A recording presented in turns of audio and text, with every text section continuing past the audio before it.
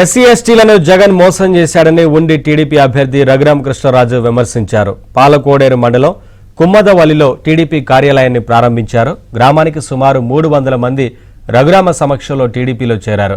తనపై వైసీపీ నేతలు తప్పుడు ప్రచారం చేస్తున్నారన్నారు. తాను ఎప్పుడూ నియోజకవర్గ ప్రజలకు అందుబాటులో ఉంటానని హామీ ఇచ్చారు రఘురామ. ఏపీలో టీడీపీ అధికారంలోకి రావడం ఖాయమన్నారు రఘురామకృష్ణరాజు.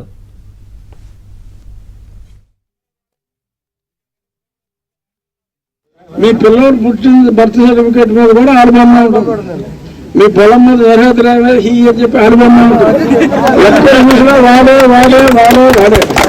అన్ని ఊళ్ళలాగానే ఈ గ్రామాలకు కూడా తాగునీటి సమస్య, డ్రైనేజ్ సమస్య కామన్ అయిపోయింది.